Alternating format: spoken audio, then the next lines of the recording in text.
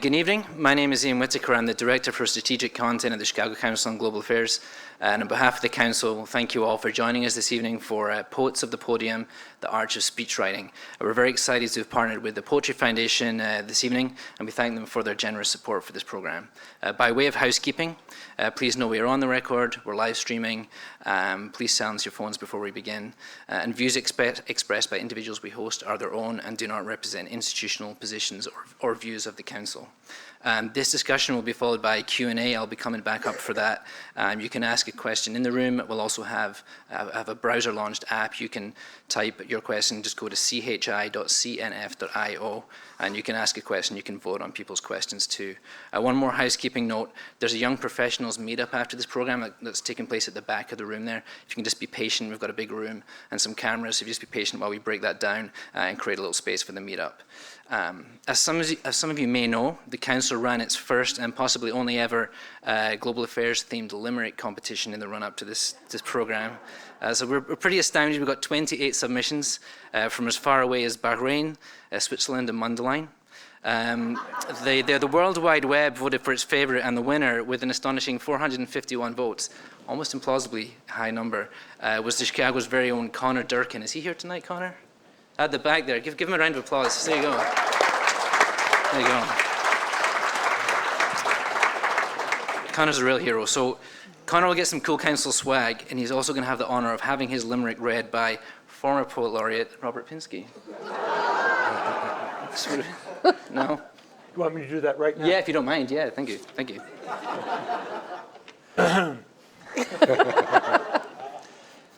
Global Affairs Limerick Competition winner by Connor Durkin. Said Trump with a great bit of zeal, "We must protect our aluminum and steel. But he in Navarro must not know David Ricardo, for these tariffs are not a good deal." A round of applause. Thank you very much. Thank you, Robert. So returning to the program, it's now my pleasure to introduce our panelists. Robert Pinsky is the William Fairfield Warren Distinguished Professor at Boston University. He is the 39th Poet Laureate of the United States, and he is the founder and editor-in-chief of the Favorite Poem Project. Check out that website if you haven't. He's also the author of 19 books, including At the Foundling Hospital, which you can buy from our partners, the bookseller, here this evening.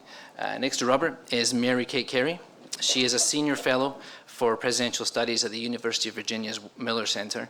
She's also the co-host of the new political podcast by Podium, which we recorded an episode of that here earlier today. That'll be coming online in a few days. She served as White House speechwriter for President George H.W. Bush from 1989 to 1992, working on more than 100 of his presidential addresses. And she's also the executive producer of 41 on 41, a documentary about former President George H.W. Bush, which is currently on Netflix. David Litt is the head writer-producer for Funny or Die's office in Washington, D.C. From 2011 to 2016, he served in the Obama White House, including the role of senior presidential speechwriter. These experiences are chronicled in his very amusing book, Thanks, Obama, My Hopey, Changey White House Years, which is also available for sale after the program from the bookseller. And our moderator this evening is Henry Beenan. He's the president of the Poetry Foundation. He's also a board member at the Chicago Council on Global Affairs. He is the president emeritus and the former president of Northwestern University, and he was also formerly the James S. McDonald Distinguished University Professor and Dean at the Woodrow Wilson School of Public and International Affairs at Princeton University. Ladies and gentlemen, please join me in welcoming our panel.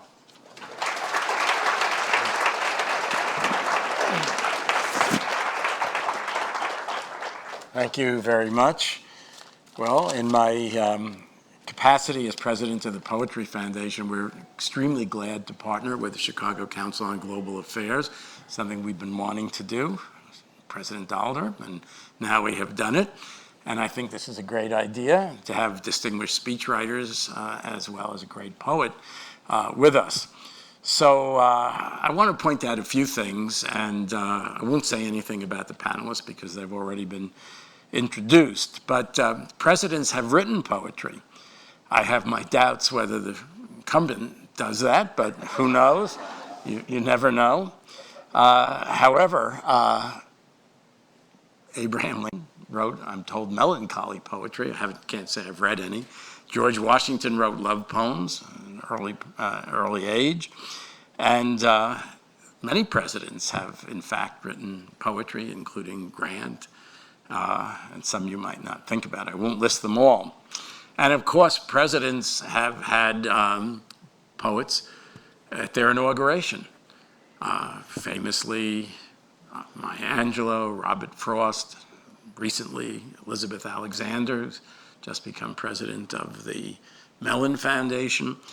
Robert, I don't think you ever read at an inauguration, though, did you? No. Again, whether I don't remember, I try to forget a lot about the incumbent, but he did not have, I think, a poet at his inauguration, even though, as we know, it was the biggest crowd ever to have been at an inauguration, but no poets as far as we know. I'm told by Ian that when JFK was a senator, he said in 1956, if more politicians knew poetry and more poets knew politics, the world would be a little bit better place to live, and that may well be true. What we do know is that many presidents have consciously used meter, rhyme, alliteration, cadence to get people's attention. Some have even used doggerel. But let me now tell you how we're going to proceed. Each of our panelists will speak for less than 10 minutes, and then I'll help them, though I doubt that they're going to need much help in having a conversation with each other. They seem a spirited crew. And after they do that for a while, we'll have Q&A from the audience, and then there'll be book signing for those who want to, I hope, get some interesting books.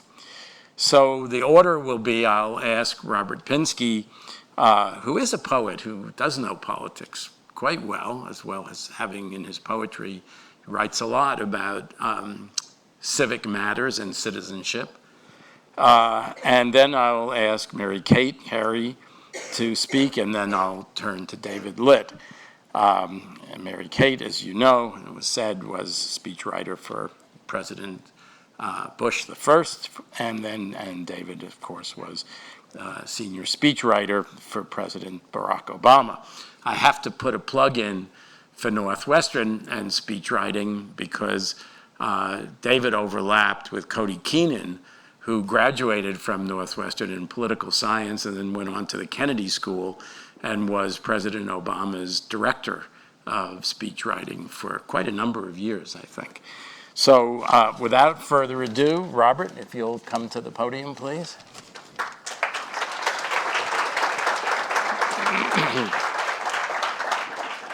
I do want to respond to Henry and say that Abraham Lincoln's poem, My Childhood Home I See, it is melancholy and strange, and it is really a tremendously good poem. It's a wonderful piece of writing. I recommend Abraham Lincoln's poem, My Childhood Home I See. Also, Henry, I never read an inauguration, but in January on the steps of the New York Public Library, former laureate Rita Dove and I were asked to read counter-inaugural poems, which we did. I supplied quotations from poetry to a president and a vice president, and I'm going to talk to you about poetry as plain speaking. And I'll tell a story on myself. I spoke to, I can't remember the name. I got the phone number because of someone I'd worked with the Gore campaign. I spoke to the person who was running these things for John Kerry and said I would like to help speechwrite. And he said, Robert, we're going to save you when we want something really lofty. We're going to save you for something when we want passion and intensity and color. And I realized, I guess I can say, oh shit. This is not going to work because what I think poetry has to offer is artful plainness, making something feel direct. And it does take art to do that. And I'm going to read to you a 16th century poem written in what was called the plain style. And I'll just change one word. In Thomas Dowland's books of airs, the poem is about courtship. But instead of maidens or lovers, I'll just use the word voter. Fine knacks for voters, cheap, choice, brave, and new.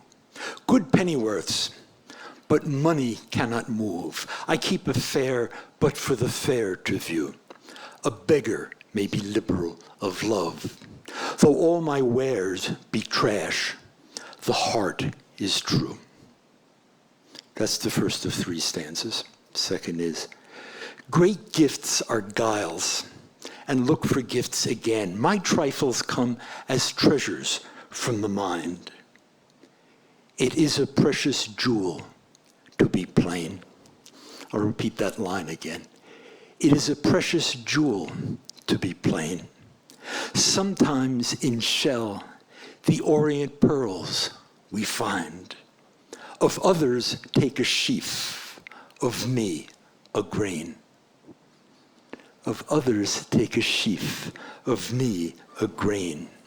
Within this pack, pins, points, laces, and gloves, and diverse toys fitting a country fair.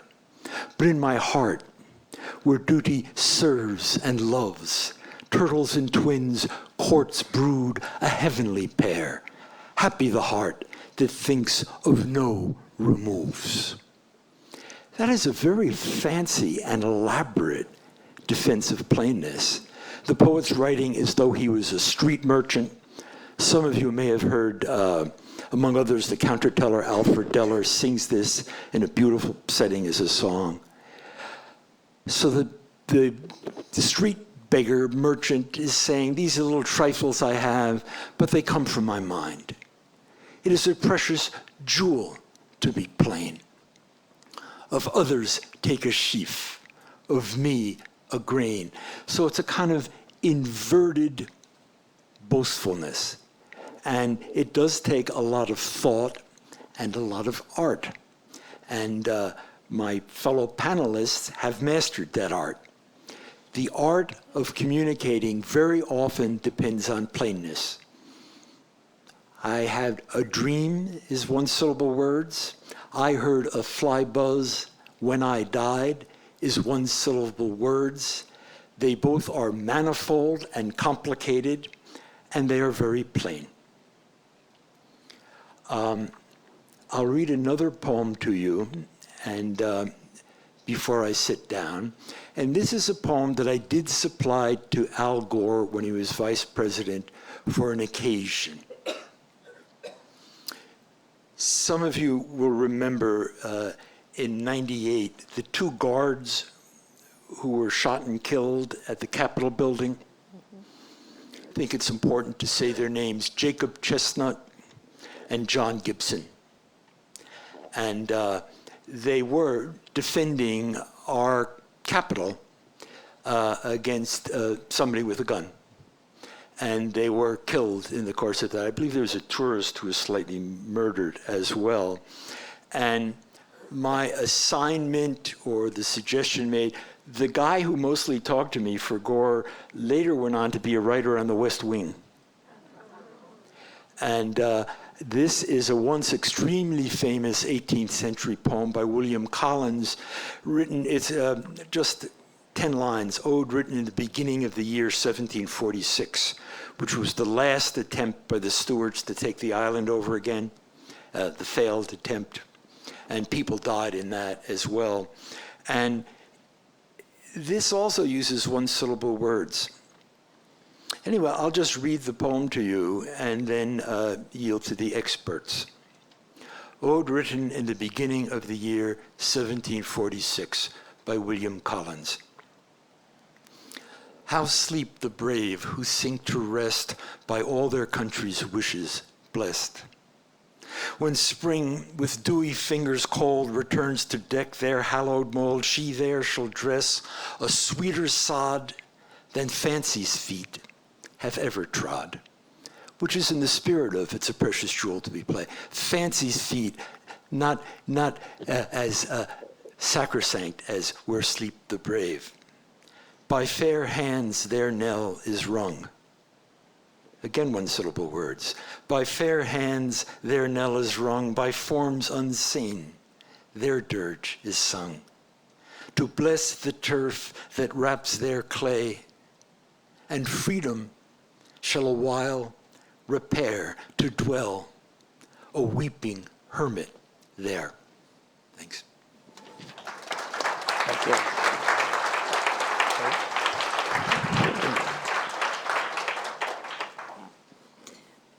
First of all, thanks for having me today. And I agree with you, Robert. President Bush 41, my former boss, certainly agreed in plain-spoken ways, single-syllable words. The ones that I was thinking of as you were speaking were, "This will not stand," is one that I think most people remember him saying many times. And he also did not believe that as President of the United States, there should be a whole lot of I in presidential speeches. If there were too many I's, he would circle it, say too many I's, and we'd have to change everything to we. And I think in a democracy, that's a good thing. So as Henry mentioned, or I guess it was Ian mentioned, a few years ago, I made a documentary about President Bush, and it's on Netflix. It's called 41 on 41. It is only 90 minutes long. It's not 13 seasons of Game of Thrones. It is the opposite of House of Cards, and it is it's nonpartisan, and it's a story of a pretty remarkable life. So as we were researching how to do this, what we did was we sent a researcher down to the Bush Library, and she found a Bible that President Bush's mother gave to him when he was confirmed at age 14. And she inscribed a poem inside the Bible. She did not write it herself, but she knew of it.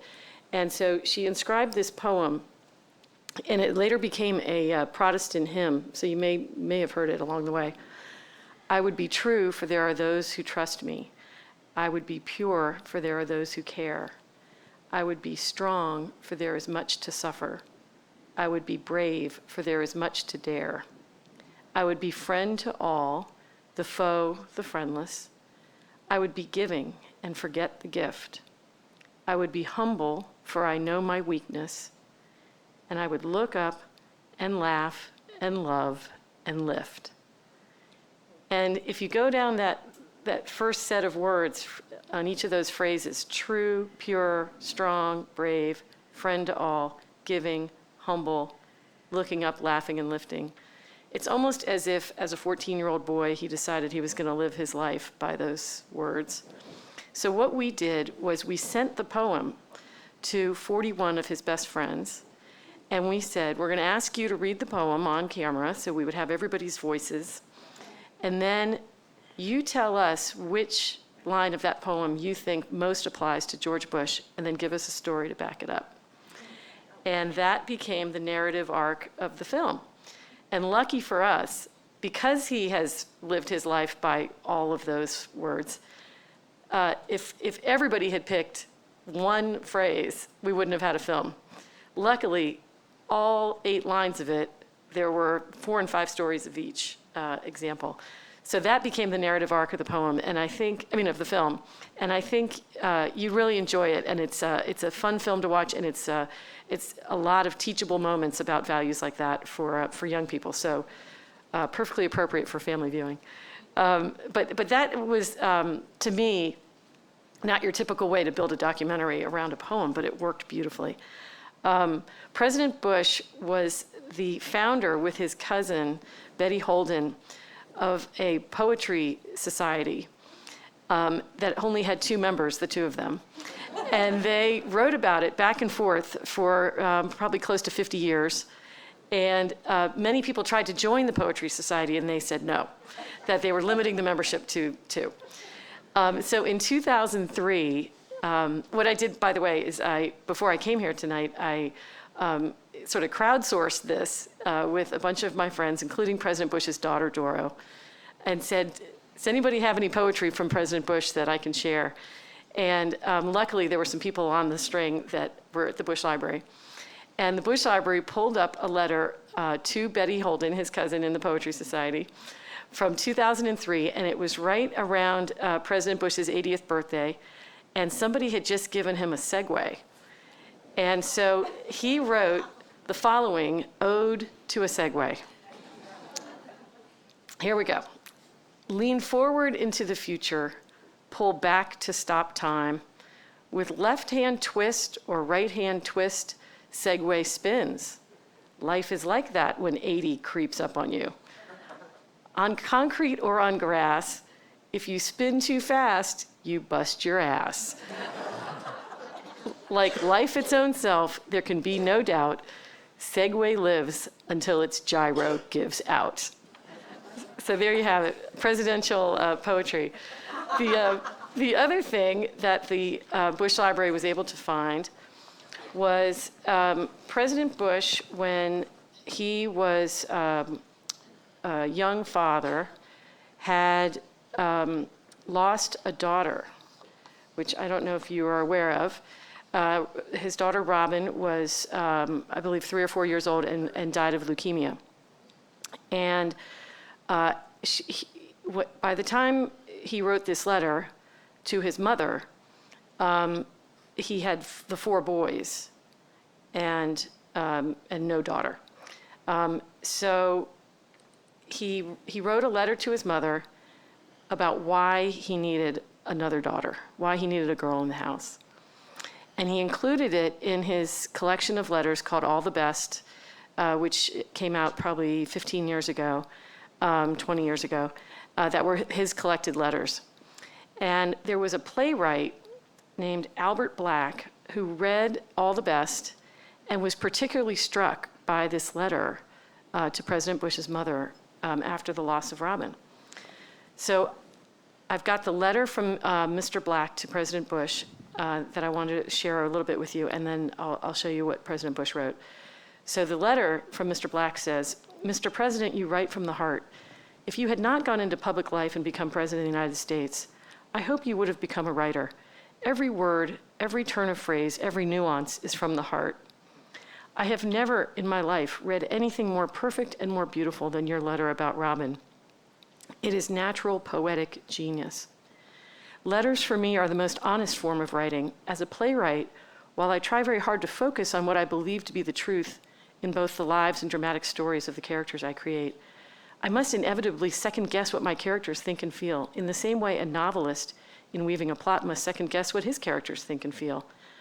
Letters, on the other hand, go right to the heart of the matter because they come from the heart of the writer. They express precisely, with no artifice or pretense, what the writer thinks and feels.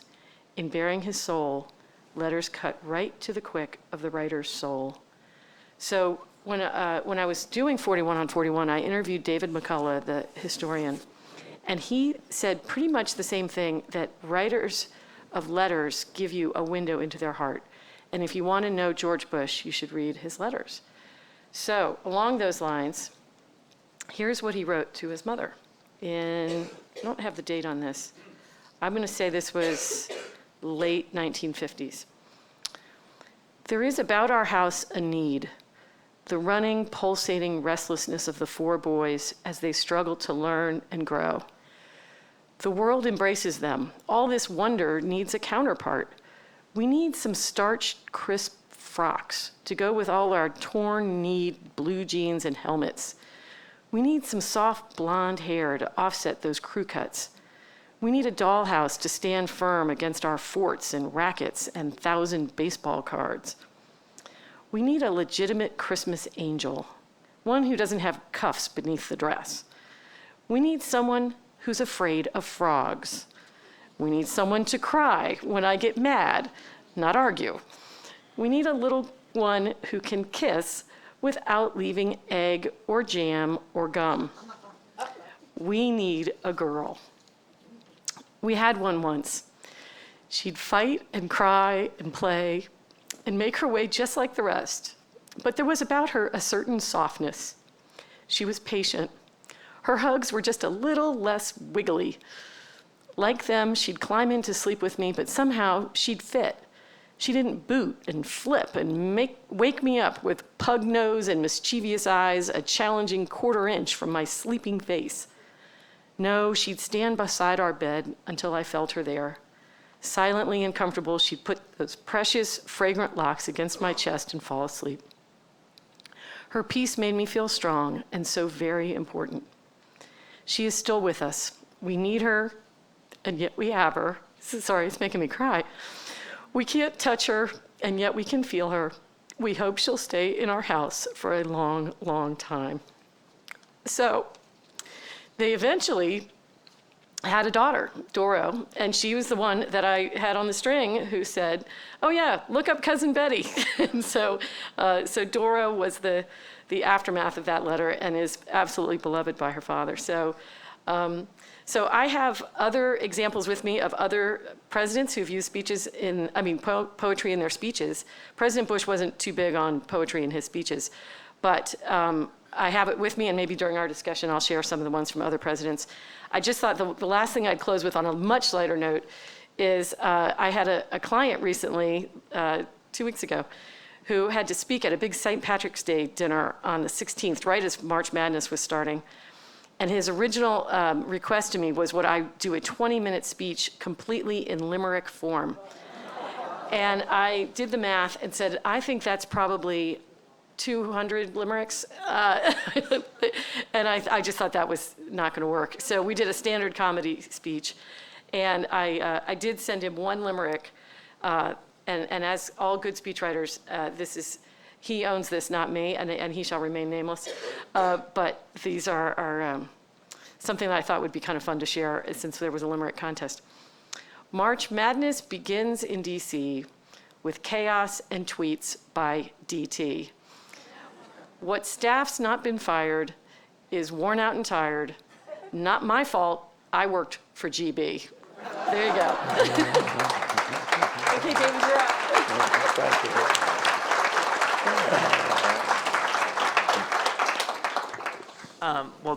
Thank you. And I did not realize we were all going to be speaking from a podium or a lectern, which makes me feel like this needs to be a lot more significant than when we're sitting down. And I will say I didn't bring any poetry with me. And to some extent, I think it's interesting. For me personally, my training as a speechwriter was that in college I would skim the introductions of books, and then later in discussion sections I would pretend to have done the reading. And that turned out to be a very good pre-professional experience for speechwriting. But it also means that whenever I'm sandwiched between two people with university backgrounds, my palms start to sweat a little bit. I was thinking about what you all said, and I actually think there's an interesting, there's two things that I thought about. I think that President Obama, while I'm sure that he has favorite poems or enjoys poetry, is probably was even less likely to use poetry than most presidents who came before him. I think, Robert, what you sort of talked about as a trend toward plainness or a value for plainness became even more pronounced, and as we've gone on, it's just become plainness is almost fetishized. But I think there's a reason for that. I think we're living in a moment when most of us we're just surrounded by people saying stuff, and particularly by leaders saying stuff. And we become very attuned to things that sound manufactured. Even things that sound manufactured that we like become old very quickly. I mean, we've been talking about some of these really beautiful phrases composed of one-syllable words. I thought so much of that letter was these one-syllable words. But I'm thinking about "Yes, we can," which is obviously a set of one-syllable words, but also "Let me be clear," which is another set of one-syllable words. One that I think was probably just as iconic in a weird way, but we had to stop using fairly quickly. I got to the Obama White House in 2011, and I think by that point there was already a sort of quiet "let me be clear" prohibition because people had heard so many "let me be clears." What I do think politicians can still do, and what I think President Obama probably still had in common with someone thinking about writing a poem, The first was ways of breaking normal rules about language. One of the things that I talk about in my book, and most of the book that I wrote is not about the nuts and bolts of speechwriting. It's mostly about times I embarrassed myself in front of the president. But one of the things I did talk about was that when writing for President Obama, you could write run-on sentences in a way that I certainly wouldn't for anybody else. And that's because the president was able to punctuate sentences that ordinarily you or I might try to deliver and we'd get lost in them somehow. But he was able to kind of break those traditional rules in a way that you probably didn't notice they were being broken. And if you go back and you read some of his speeches, whatever ones that, anything that sort of resonated with you, you'll probably find that a lot of those sentences, especially if you watch them, went on for 40, 50, 60 words, which I would never do in my own writing and would never do writing for anyone else. So that ability to play with the sounds of the language, even if you aren't, let's say, rhyming or very obviously alliterating, because we're all so attuned to that and so tired of it when in our political speech, I think was one thing that I think was probably in common from the Obama speechwriting office to something a little bit more poetry focused. The other thing I'll talk about really briefly, and then we can get to the less serious sitting down portion of our conversation, is it was something that I probably had more experience with. I did probably 11 months out of the year I would write serious stuff, and then 1 month of the year I would write jokes. And except for 1 year where I had to write a speech about remembering the Holocaust while I was also writing jokes. And in the sitcom version of my life, I would have mixed up the speeches at the last moment. Luckily, that didn't happen.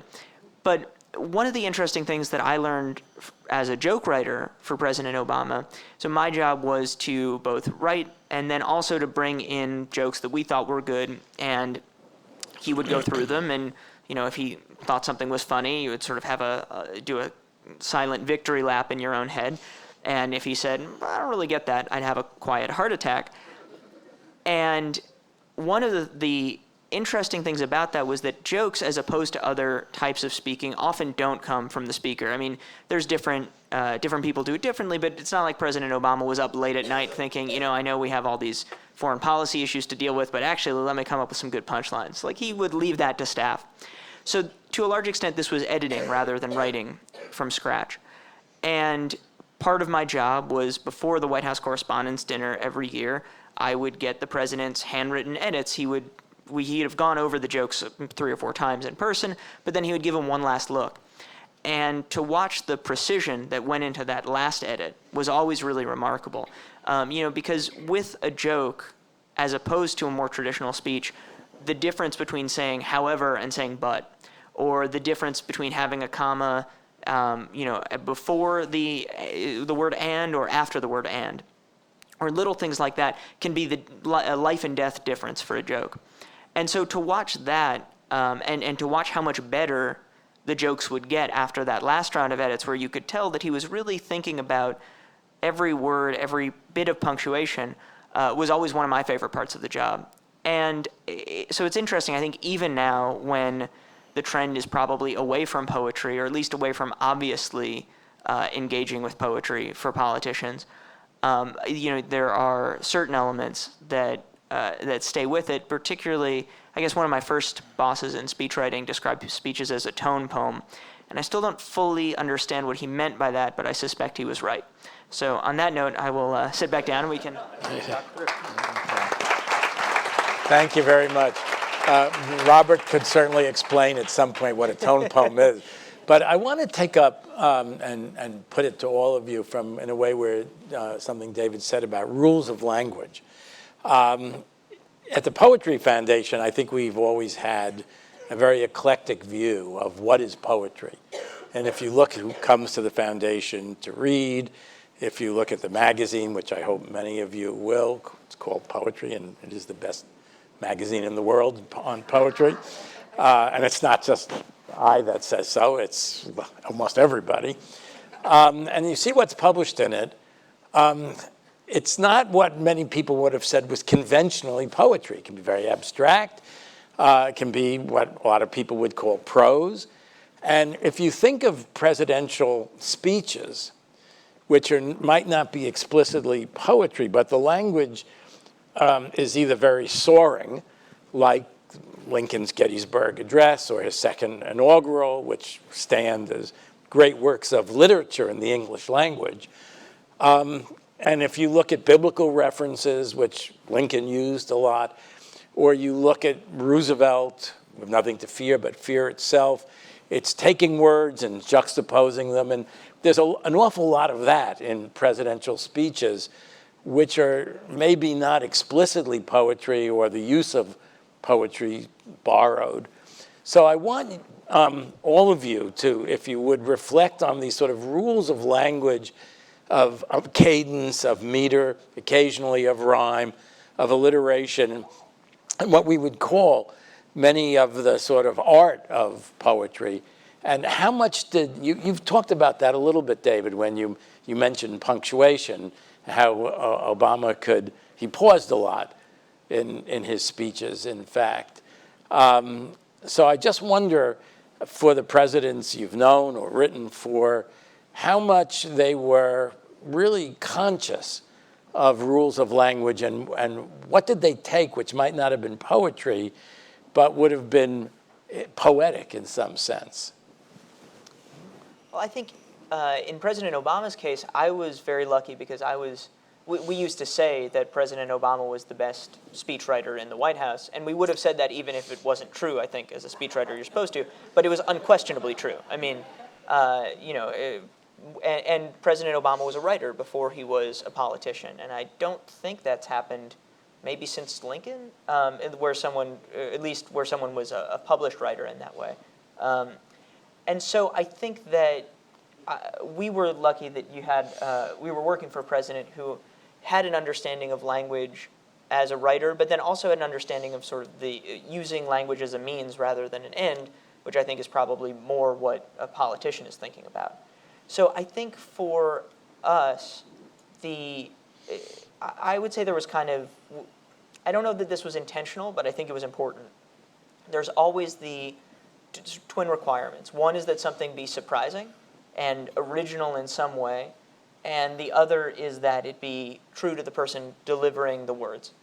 And I think that, and to some extent, that's always perhaps easiest when it's in contrast to the person who came before you. So I think to some extent, people were, I know I was when I was a senior in college in 2008, so excited about President Obama because he spoke in this oratorical style that seemed almost antithetical to George W. Bush. And I think probably that's one of the reasons why a lot of people who were fans of President Trump or of someone like Bernie Sanders were excited about their rhetorical style, because these things were breaks with tradition, very engaging and surprising, but also authentic to the person giving the speech. Mary Kate? One thing I tell my speech clients, since leaving the White House, is that Winston Churchill came up with a way of writing out his speeches that I think could be useful to many people who get up and speak, which is why I thought I might share it with you. And basically, he writes out, if you look at a speech text after it's been delivered, it often looks like a magazine article or a newspaper article where it's just blocks of paragraphs, right? What Winston Churchill did was take his speech and write it out as if it were poetry. So it looks more like, twinkle, twinkle, little star, how I wonder what you are, and it's, in the most automated form, it would be a teleprompter script where it's a single column. But in the way that I do it for my clients, I do it by phrases, and then I only let it go down 3/4 of the way down the page. And of course you put it in big print for people not to have to use glasses like these. And so what that does is you can look down and your eye catches the phrase and you don't look like you're reading. And if you don't go more than 3/4 of the way down the page, it keeps your chin up. And so it's a good little tip if that's useful, but to me, it's sort of the intersection of poetry and prose, because it allows you, as you're formatting it, to keep editing and doing what you're talking about, where a comma can go in the wrong place, or you start realizing, oh boy, this is really quite a run-on sentence. And so it helps with editing as well. and it just makes the language a little more of a diamond that you're turning the facets and looking at as you're putting it in that format, and it comes from Winston Churchill.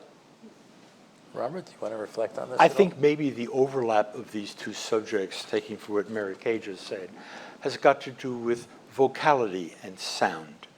And rhyme, in a way we fetishize rhyme is the least of it. You know, the model, all the European poets, their models in classical, Homer doesn't rhyme, Virgil doesn't rhyme, Catullus doesn't rhyme, Horace doesn't rhyme. All their models are, do you know where rhyme came into European languages? You have this vague idea. It was from folk artists up in the hills in Scotland or somewhere. It's the limerick.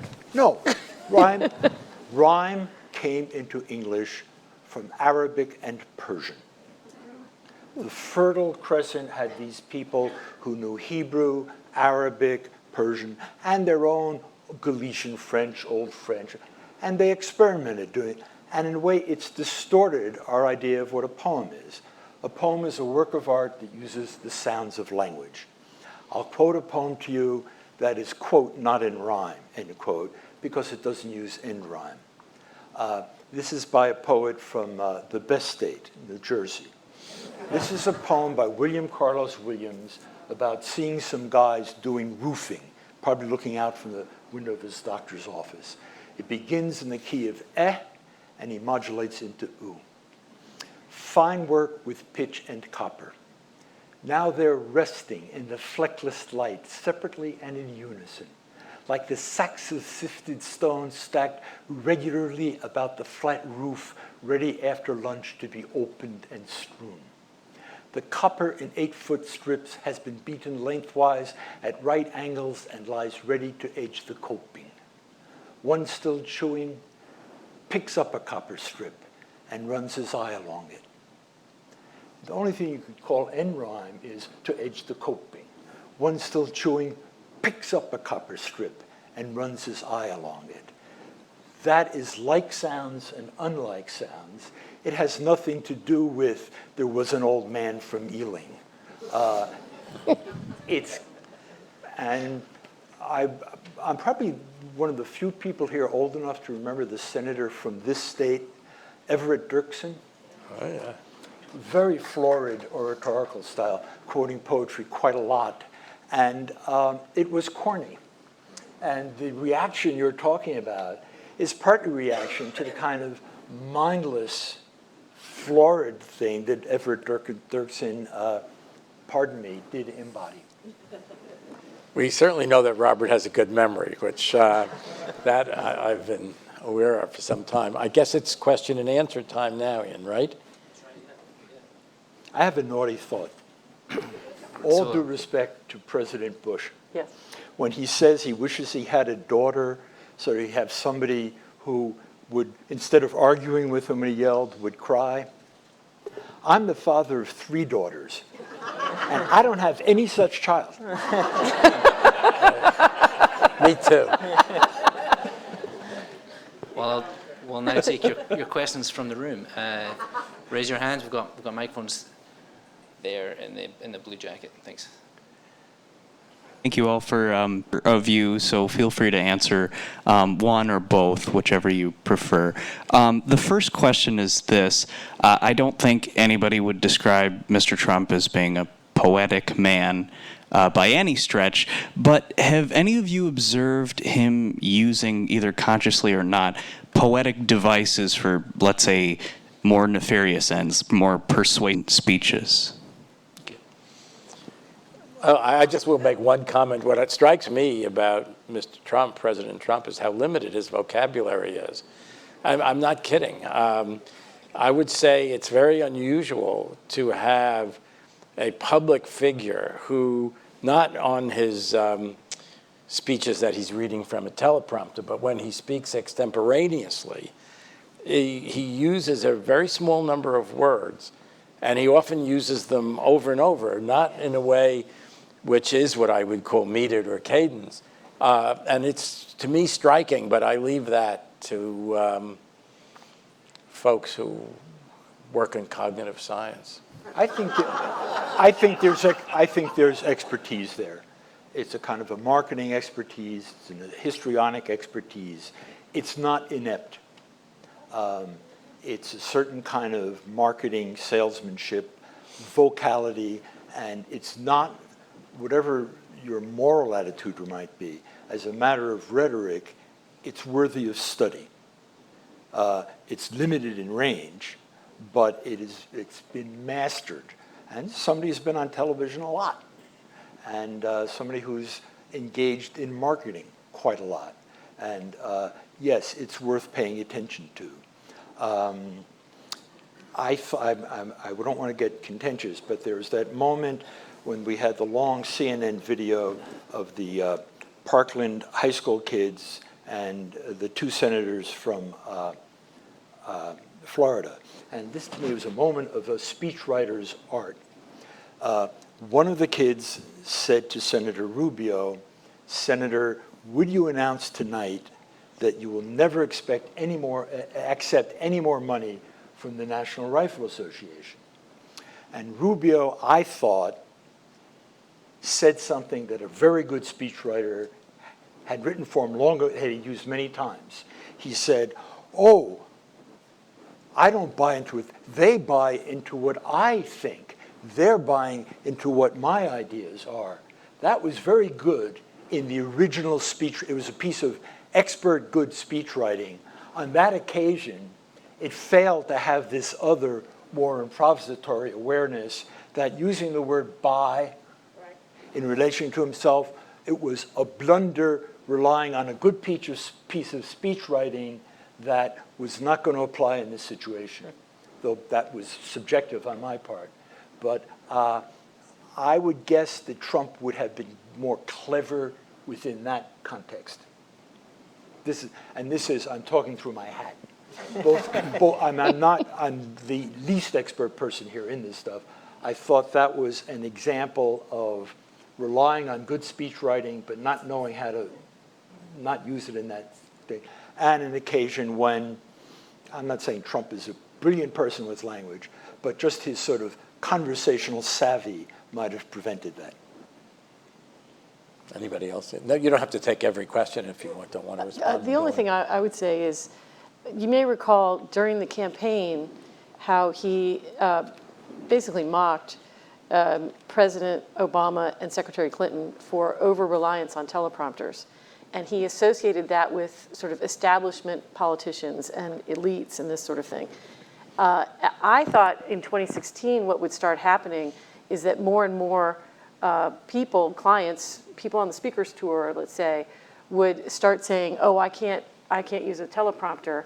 And as you can see, the popularity of TED Talks, where you're not allowed to use a teleprompter, and the TED Talks are getting shorter and shorter. It used to be a 15 or 16-minute limit. Now it's down to, I think, 12 at 18. So yeah, it started at 18. And so I thought maybe we'd see more and more people saying, "Oh, I need to hire you to write a TED Talk for me," which is a different style of writing because you have to write it in a way that's easy to memorize. And so you have things like, every paragraph starts with C or something, to try and help people with mnemonic devices. But I haven't seen that so much, and I think Trump is actually getting better, President Trump is, on teleprompter than he was. And I think that is reassuring to people who may or may not like when he's extemporaneous. I think when I look back on some of the campaign speeches where he was extemporaneous, some of them are very funny, and he can be very entertaining. And so I don't think it was a terrible thing that he was unscripted sometimes. But what do you think, David? I have a couple of thoughts. I think that, I feel like, unpacking our thoughts about the current president is like a sort of national pastime now. But I'll try my best. I think that I'm actually thinking about tweets. I don't think they're poetry in the traditional sense, but I think they're distinctive and they are catchy in a very weird way. As you probably could guess, I'm not a fan of President Trump's, but I think that he is very good at getting attention and figuring out what will hold attention and what will focus you on the thing that he wants us to focus on. I don't know that he's strategic about that, But I think that's one element of what every politician, and certainly every president, is trying to do, just to get you to pay attention to the thing they're paying attention to. And I think that Donald Trump is almost entirely made up of that. You mentioned Marco Rubio. I think he was, politically, is almost like, he's a very good politician. He was sort of a five-tool player, to use a baseball analogy. And Trump really has one mode, but he's very good at it. The other thing that I would say is when he speaks, I don't know that it's exactly like stand-up comedy, because I think stand-up comedy is not usually as extemporaneous as it seems. And it's some of the art is in concealing the art. What it is watching someone who is really, really good, again, at getting attention and figuring out what plays well with a crowd. And the difference is, I think most leaders, most political leaders, regardless of their party, are trying to get your attention for some reason. And it's an incredibly powerful thing when you're trying to get someone's attention, and that's the reason. Yeah. And it makes you much more, it gives you a leg up on the Marco Rubios of the world, because you don't care what comes next. It's not just the means, it's an end. So I think that it's one of the reasons why I think a lot of other speakers so quickly realized, I can't sound like Trump, because the problem with Trump's speaking style is it gets in the way of an agenda. But if the agenda is getting people to pay attention to you, or that's the most important part of the agenda, then I think you can speak like that. And the other thing I think we're noticing is the backlash to a type of speaker is happening so quickly. Everything is, the news cycle is now a few seconds long and so on, that people went from extemporaneous is great, off the cuff is great, maybe I want to sound like Trump, to 2 months later saying, oh, we're so over that, now I want to sound more scripted and formal and be thought of in opposition to that. Time for another question. Lady there in the black, thanks. Could you just wait for the microphone, please, thanks. I just wanted to ask, do you think President Trump will have a lasting effect on how presidents communicate, or is it unique to him, or has he changed the landscape, into the future? I'll take a guess at one way that he probably will have an effect, and I don't think this is entirely a bad thing. I think one of the things that President Trump did was exploit a weakness in the way that Washington and the media deals with apologies and sort of making a mistake and then correcting it, which was, and I remember very early, and this was before I worked for him, in the Obama presidency, one of the things that President Obama said was, when I make a mistake, I'll own up to it. And I think it was with Tom Daschle's nomination, he had $100,000 in back taxes that he owed. This was a simpler time, and that was the kind of thing that got you disqualified. And I think, and by the way, I think that's the other place where this will push the envelope, unfortunately, a little bit. But I think, he went on TV and said, I screwed up, which was in the moment very admirable, but it also meant that then I think the press felt they had a license to say, well, we all agreed this was a mistake, so we can be objective and cover this as a mistake. And I think one of the things that President Trump has revealed is a weakness in that system, which is if you just never admit a mistake, the traditional mode of political reporting says, well, we can't acknowledge that it was a bad decision. Because the only bad decisions we can acknowledge are ones where there's a universal bipartisan consensus that this was a bad decision. So I think things like that are probably going to change until the coverage changes to keep up with it. Where I don't think it will change, I don't think you're going to see every presidential candidate in 2020 try to come up with a great nickname for all the other presidential candidates. I think it worked quite well for Trump on the campaign. I think some of those nicknames were actually quite cutting and accurate. But I think that that's not going to work for most people, and most people who try to are going to do about as well as somebody who tries to deliver a soaring Obama speech and is totally temperamentally unsuited for it. The only thing I would say is I think President Trump has transformed the use of social media by the president. And, radio was around for a long time before FDR figured out fireside chats. TV was around before Kennedy really mastered it in the debates against Nixon.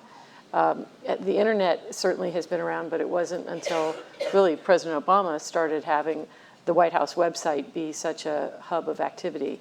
And I think President Trump's use of social media will be the marker that gets laid down. I don't see how future presidents are not going to be able to not use social media. I think they all will have to, maybe not in the same way, maybe not the same tone, but I think he has changed the landscape on that. One more question I think we'll have time for. Down here in the blue shirt, thanks.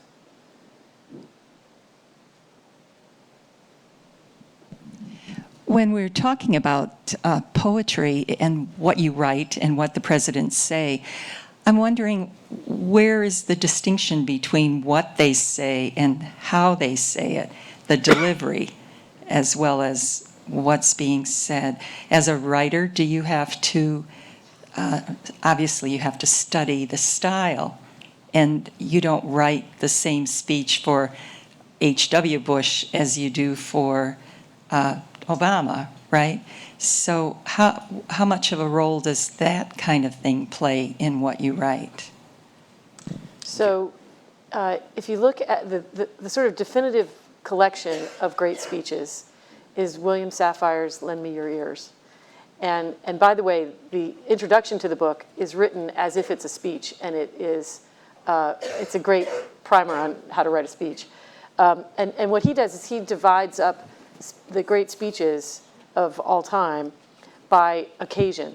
And some of them are to ennoble us, and some of them are to cause tributes to others. Some of them are a call to arms. You know, there's different categories, celebrate greatness, whatever.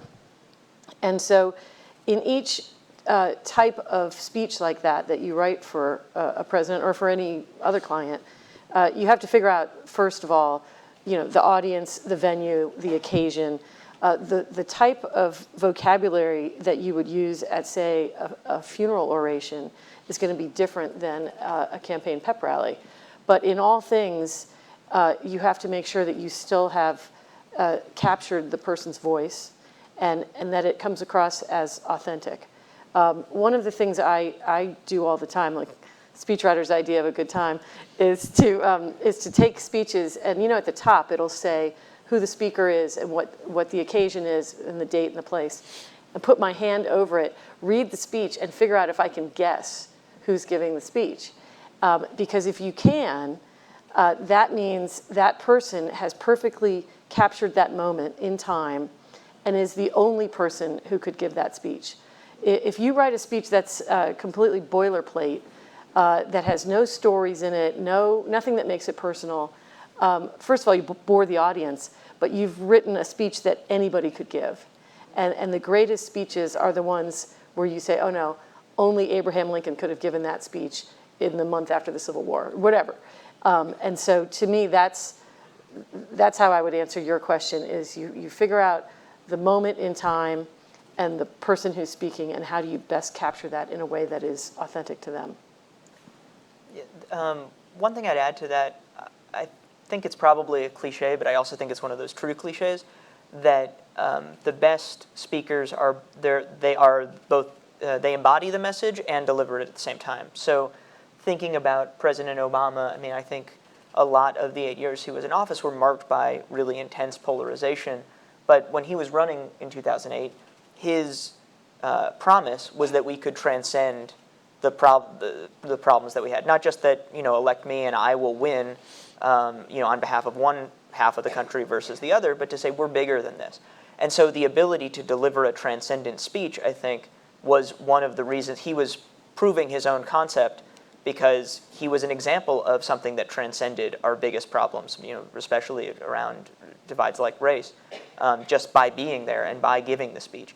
And I actually think the same is probably true of President Trump on the campaign, where he spoke about American carnage and chaos, and his speaking style was both chaotic and was contributing to that chaos.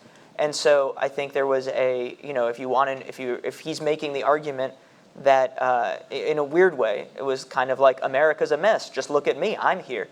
And I think that, and then more smartly than maybe we like to give him credit for, at least those of us who don't like what he's doing, he made the pivot to saying, because I'm the one who can break the system, I'm the one who can fix the system. So I think that ability, but to your point, I don't know that it's how much of that is sort of genius versus how much of that is craft. It's certainly not like we were sitting in the White House thinking, how do we write a transcendent set of talking points for Greek Independence Day? Most of the time it feels like work. But I do think that in those key moments, if you can find something that's authentic to the person and also not just saying something but demonstrating that thing, that can be very important. Unfortunately, that's all we have time for. If you're staying for the YP meetup, just give us a minute. We're going to clear some space at the back of the room. And David and Robert will be signing their books over there just after the program. And with that, please join me in thanking our panelists. Thank you. Good job. Good luck.